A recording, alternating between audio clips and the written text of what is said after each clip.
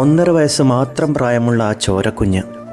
സ്വന്തം അമ്മയുടെ തണലിൽ സുരക്ഷിതമായി ഉറങ്ങേണ്ട പ്രായത്തിലാണ് അവൻ ക്രൂരമായി കൊല ചെയ്യപ്പെട്ടത്. ചോറ് കൊടുത്തപ്പോൾ ശ്വാസമുട്ട് മരിച്ചു എന്നായിരുന്നു അമ്മയും കാമുകനും ആദ്യം പറഞ്ഞത്. എന്നാൽ പോലീസിൻ്റെ അന്വേഷണത്തിൽ പുറത്തു വന്നത് സമാനതകളില്ലാത്ത പൈശാചികതയുടെ കഥകളാണ്. ആ പിഞ്ചു ശരീരമാകെ സിഗരറ്റ് കൊണ്ട് പൊള്ളിച്ച പാടുകൾ, ജനനേന്ദ്രിയത്തിൽ പോലും തൊലി ഉരിഞ്ഞുപോയ നിലയിലുള്ള മാരകമായ മുറിവുകൾ. കേൾക്കുമ്പോൾ തന്നെ നമ്മുടെയൊക്കെ നെഞ്ചു പിടയുന്നില്ലേ? ഇവർ കാട്ടിയ ക്രൂരതകൾ ഇന്നോ ഇന്നലെയോ തുടങ്ങിയതല്ല.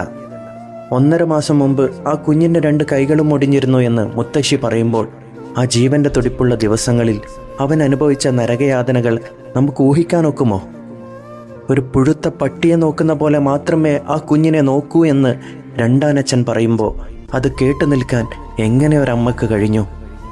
എത്രയോ പേർ മക്കളില്ലാതെ വിഷമിക്കുന്നു, ഒരു കുഞ്ഞിനെ കിട്ടിയിരുന്നെങ്കിൽ എന്ന് ആറ്റുനോറ്റ് പ്രാർത്ഥിക്കുന്നു. അവിടെയാണ് ഓമനത്വമുള്ള ഇതുപോലുള്ള പിഞ്ചു കുഞ്ഞുങ്ങളെ ഇങ്ങനെയൊക്കെ ചെയ്യുന്നത്. എന്തൊരു കഷ്ടമാണ്! ഇവിടെയാണ് നമ്മൾ ആഴത്തിൽ ചിന്തിക്കേണ്ടത്.